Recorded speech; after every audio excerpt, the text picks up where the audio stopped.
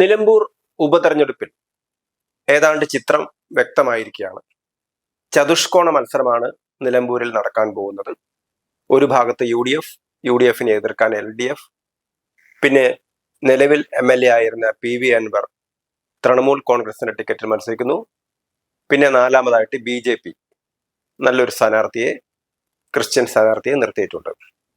കോൺഗ്രസിനെ സംബന്ധിച്ചിടത്തോളം ഈ ഒരു ഉപതെരഞ്ഞെടുപ്പ് നല്ലൊരു അവസരമായിരുന്നു. കാരണം കഴിഞ്ഞ 9 വർഷത്തിലധികമായി സംസ്ഥാനം ഭരിക്കുന്ന പിണറായി വിജയൻ സർക്കാരിനെ പുറത്താക്കാനുള്ള ഒരു ഇലക്ഷന്റെ പടിവാതിക്കൽ വരുന്ന മറ്റൊരു ഉപതെരഞ്ഞെടുപ്പായിരുന്നു. വേണമെങ്കിൽ അവർക്ക് ഒരു സെമി ഫൈനൽ എന്ന് പറഞ്ഞതിനെ ആഘോഷിക്കാമായിരുന്നു.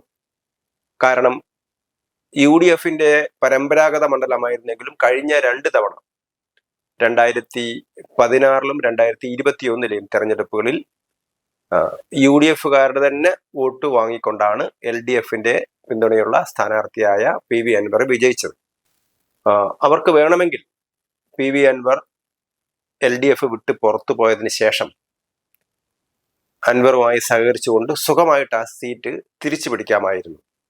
പക്ഷെ എന്തുകൊണ്ടോ കോൺഗ്രസിനകത്ത് പടലപ്പിണക്കങ്ങൾ കാണുന്നു എന്നുള്ളതാണ് ഒരു വസ്തുത.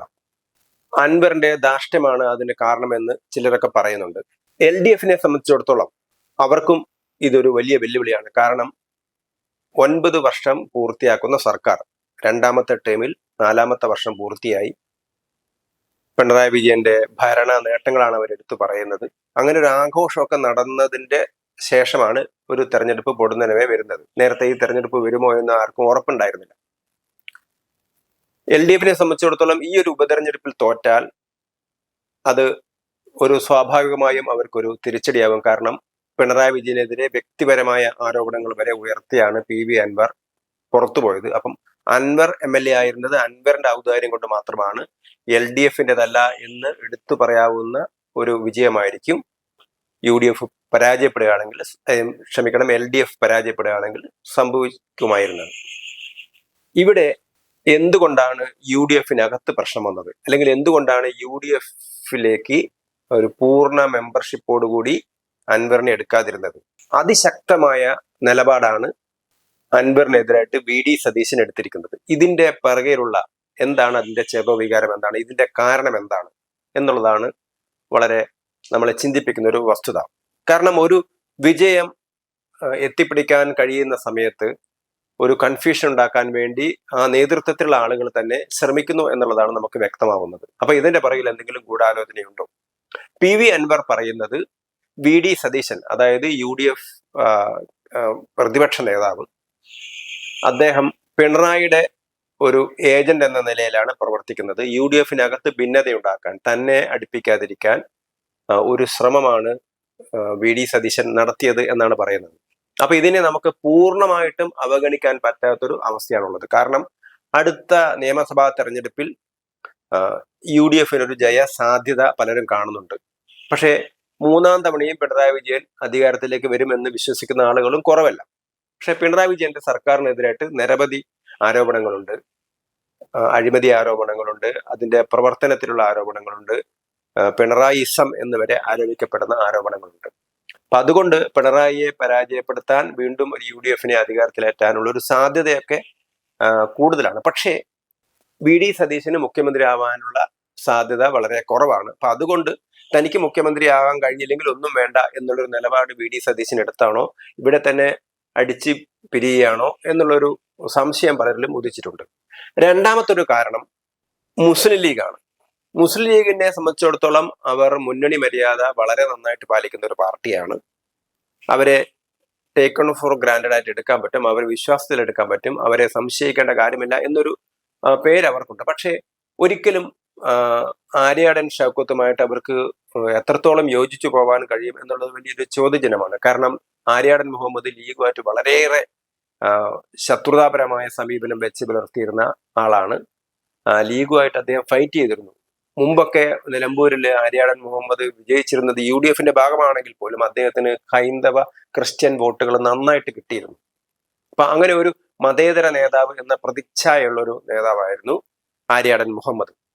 പിന്നെ അന്നത്തെ മണ്ഡലത്തിന്റെ ഗതിയൊക്കെ ഘടന മാറിക്കഴിഞ്ഞു. 2009 പുനഃസംഘടനയ്ക്ക് ശേഷം വലിയ വ്യത്യാസങ്ങൾ വന്നിട്ടുണ്ട് എന്നുള്ളത് സത്യമാണ്. അപ്പൊ അതുകൊണ്ടാണ് 2016 2021 LDFന് ജയിക്കാൻ പറ്റിയത്. പക്ഷേ LDFനെ സംബന്ധിച്ചിടത്തോളം, CPIനെ സംബന്ധിച്ചിടത്തോളം വളരെ ശക്തമായ അടിത്തറയുള്ള മണ്ഡലമാണ് നിലമ്പൂർ. മുമ്പ് 1965-ലും 67-ലൊക്കെ നിലമ്പൂരിൽ നിന്ന് CPM കുഞ്ഞാലിയൊക്കെ ജയിച്ചതാണ്. പക്ഷെ അന്ന് സ്ഥിതിഗതികൾ വളരെ വ്യത്യാസമായിരുന്നു. ഒരിക്കൽ കോൺഗ്രസും മുസ്ലിം ലീഗും സെപ്പറേറ്റ് ആണ് എതിരാളികളായി ഉണ്ടായിരുന്നത്. രണ്ടാമത്തെ തവണ ലീഗും CPM ഒരുമിച്ച് മത്സരിച്ച സമയത്താണ് CPM ജയിച്ചത്. പിന്നെ 82-ൽ TK ഹംസ ജയിച്ചത് മറ്റൊരു കാര്യം. അങ്ങനെ നോക്കുമ്പോൾ CPMന് സംഘടനാപരമായ ശക്തി ഉണ്ടെങ്കിലും വോട്ടിന്റെ ഒരു അതീശത്തിൽ ജയിക്കാൻ അവർക്ക് കഴിയുമായിരുന്നില്ല. ആ ഒരു കുറവാണ് കഴിഞ്ഞ 2 തവണയും അൻവർ നികത്തി കൊടുത്തത്. അൻവറിന്റെ വ്യക്തിപരമായ വോട്ടുകൾ മുസ്ലിം കടുത്ത യാഥാസ്ഥിതിക മുസ്ലിങ്ങളുടെയൊക്കെ വോട്ടുകളൊക്കെ നേടിയെടുക്കാൻ അൻവറിന് കഴിഞ്ഞിരുന്നു. പിന്നെ അൻവർ അത്രയും ഗ്രൗണ്ടിൽ നല്ല സ്വാധീനമുള്ള ഒരു നേതാവാണ്. അപ്പൊ അങ്ങനെ ഒരു സ്വാധീനമുള്ള നേതാവിനെ എന്തുകൊണ്ട്, അതായത് പിണറായി വിജയനെ എതിർത്തിട്ട്, തങ്ങൾ ഏറ്റവും വലിയ എതിരാളിയായ പിണറായി വിജയനെ എതിർത്തിട്ട് അവരുടെ ഭാഗത്തു നിന്നുള്ള ഒരു MLA ഞങ്ങളുടെ കൂട്ടത്തിലേക്ക് വരുന്ന സമയത്ത് എന്തുകൊണ്ട് അയാളെ എടുക്കാതിരുന്നു എന്നുള്ളതാണ് ഒരു ചോദ്യചിഹ്നം. മുസ്ലിം ലീഗിനെ സംബന്ധിച്ചിടത്തോളം അവർക്ക് ആര്യാടൻ ഷക്കത്തുമായിട്ട് ഉള്ളിന്റെ ഉള്ളിൽ വലിയ താല്പര്യം കാണാൻ സാധ്യതയില്ല. മറുഭാഗത്ത് ലീഗിനെ സംബന്ധിച്ചിടത്തോളം ഭരണാധികാരത്തിലേക്ക് തിരിച്ചു വരിക എന്നുള്ളതാണ് അവരുടെ ലക്ഷ്യം. കുറെ കാലമായിട്ട് അധികാരത്തിന് പുറത്താണ്. അത് CPM ആയാലും കോൺഗ്രസ് ആയാലും ആരുടെ കൂടെ വന്നാലും അധികാരത്തിൽ വന്നാൽ മതി എന്നുള്ള രീതിയിലേക്ക് അവർ എത്തുന്നു എന്നുള്ളതാണ്. ഇപ്പൊ തന്നെ കോൺഗ്രസിനകത്തുള്ള ബഹളങ്ങളെ അല്ലെങ്കിൽ കോൺഗ്രസിനകത്തുള്ള ഭിന്നസ്വരങ്ങളെ അവർ വിമർശിക്കുന്നുണ്ട്. എന്തുകൊണ്ടാണ് ഇങ്ങനെയൊക്കെ സംഭവിക്കുന്നത്? അവർ VD സതീശനെ വിമർശിക്കുന്നുണ്ട്.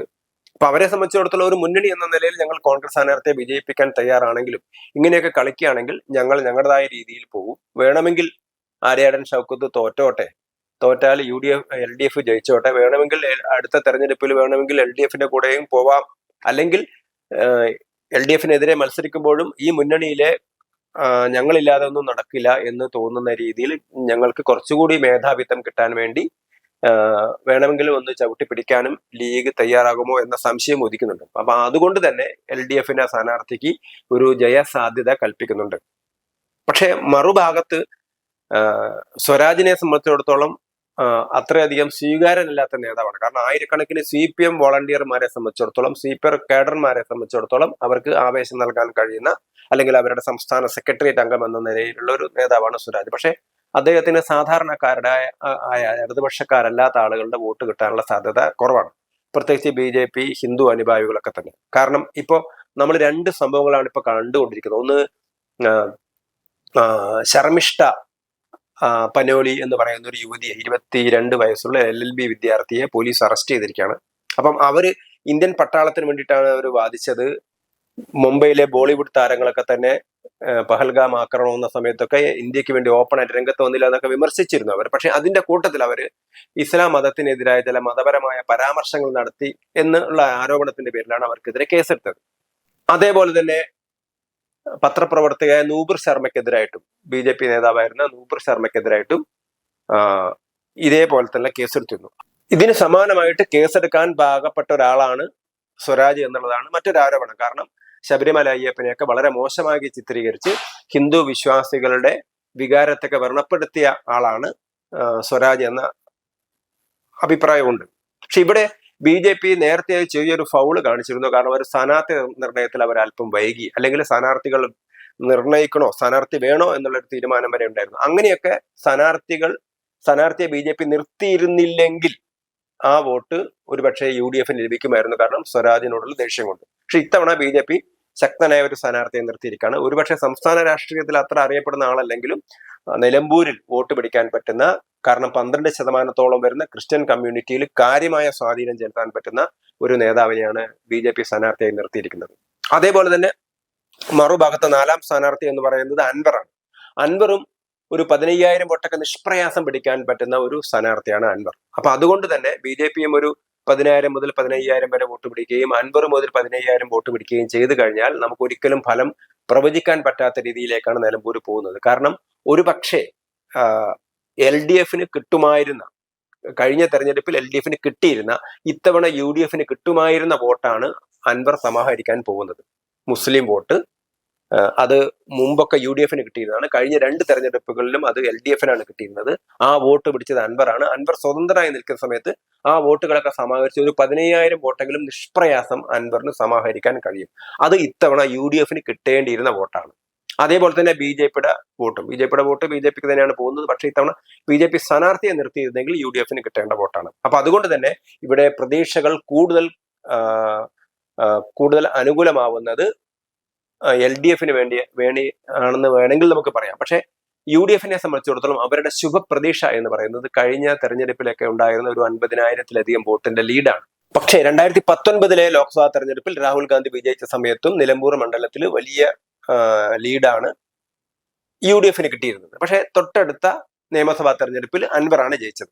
അതുകൊണ്ട് തന്നെ 2024 തെരഞ്ഞെടുപ്പിൽ, അത് ആദ്യത്തെ തെരഞ്ഞെടുപ്പിൽ രാഹുൽ ഗാന്ധിക്കും ഉപതെരഞ്ഞെടുപ്പിൽ പ്രിയങ്ക വാദ്രയ്ക്കും കിട്ടിയ ആ ഭൂരിപക്ഷം വെച്ചിട്ട് UDF-ന് അവകാശപ്പെടാൻ കഴിയില്ല. കാരണം നിയമസഭാ തെരഞ്ഞെടുപ്പിലെയും പാർലമെന്റ് തെരഞ്ഞെടുപ്പിലെയും പാറ്റേൺ വ്യത്യസ്തമാണെന്നുള്ളത് കഴിഞ്ഞ റിസൾട്ടൊക്കെ നമുക്ക് വ്യക്തമാക്കി തരുന്നതാണ്. അതുകൊണ്ട് തന്നെ നമുക്ക് ആർക്കും പ്രവചിക്കാൻ പറ്റാത്ത രീതിയിലേക്കുള്ള ഒരു മത്സരമാണ് നിലമ്പൂരിൽ നടക്കാൻ പോകുന്നത്. ഒന്ന്, തന്റെ ശക്തി തെളിയിക്കാൻ അൻവർ ശ്രമിക്കുന്നു. അൻവർ പരമാവധി വോട്ട് പിടിക്കുന്നു. BJP-യും കേരള രാഷ്ട്രീയത്തിലേക്ക് സജീവമായിട്ട് അവർ ഇറങ്ങിച്ചെല്ലുകയാണ്. അപ്പൊ അതിന് തൊട്ടു മുമ്പുള്ള ഒരു തെരഞ്ഞെടുപ്പാണ്. അവർക്ക് വലിയ സ്വാധീനമില്ലെന്ന് അവർ തന്നെ പറഞ്ഞൊരു നെഗറ്റീവ് പോയിന്റ് ഉണ്ട് എന്ന് ഒഴിച്ചു നിർത്തിയാൽ, നല്ലൊരു ക്രൈസ്തവ സമൂഹത്തെ സ്വാധീനിക്കാൻ പറ്റിയ ഒരു സ്ഥാനാർത്ഥി നിർത്തി അവർക്ക് നന്നായിട്ട് വോട്ട് സമാഹരിക്കാൻ പറ്റും. അങ്ങനെ വരുന്ന സമയത്ത് ഈ വോട്ടുകൾ എവിടെ നിന്നാണ് പോവുക എന്നുള്ളതിനെ കുറിച്ചുള്ള വലിയൊരു ശങ്കയാണ് എല്ലാവർക്കും ഉണ്ടാകുന്നത്. അതുകൊണ്ട് തന്നെ കേരളത്തിൽ രാഷ്ട്രീയത്തിൽ തന്നെ വലിയ മാറ്റങ്ങൾ ഉണ്ടാക്കാൻ പോകുന്നത്. കാരണം അടുത്തൊരു തെരഞ്ഞെടുപ്പ് നടക്കാൻ പോകണം. അതിന് തൊട്ടു മുമ്പ് നടക്കുന്ന ഉപതെരഞ്ഞെടുപ്പ് ഭരണപക്ഷത്തിന്റെ ഒരു സീറ്റ് പിടിച്ചെടുക്കാൻ UDF-ന് കഴിയുക, അതോടുകൂടി തന്നെ ഭരണത്തിന്റെ ഗതി മാറ്റാൻ അവർക്ക് കഴിയും. അതേ സമയത്ത് UDF-ന്റെ പരമ്പരാഗതമായ ഒരു സീറ്റ് കഴിഞ്ഞ തവണ പിടിച്ചെടുത്തത് സ്വതന്ത്രം നിർത്തിയാണെങ്കിൽ ഇത്തവണ പാർട്ടി സ്ഥാനാർത്ഥിയെ നിർത്തി തന്നെ ആ സീറ്റ് നിലനിർത്താൻ LDF-ന് കഴിയുകയാണെങ്കിൽ അത് LDF-നെ സംബന്ധിച്ചിടത്തോളം വലിയ വിജയമായിരിക്കും. അതുകൊണ്ട് തന്നെ ചിത്രം വ്യക്തമാണെങ്കിലും നമുക്ക് ഒരിക്കലും മത്സരത്തിന്റെ ഗതി എങ്ങനെയാണെന്ന് അല്ലെങ്കിൽ തെരഞ്ഞെടുപ്പ് ഫലം എങ്ങനെയാണെന്ന് പറയാൻ പറ്റാത്ത രീതിയിലേക്ക് സൂക്ഷ്മമായ പോരാട്ടമാണ്, അല്ലെങ്കിൽ അത്രയും ഇഞ്ചോടിഞ്ച് പോരാട്ടമാണ് നിലമ്പൂരിൽ നടക്കുന്നതെന്ന് പറയാൻ കഴിയും.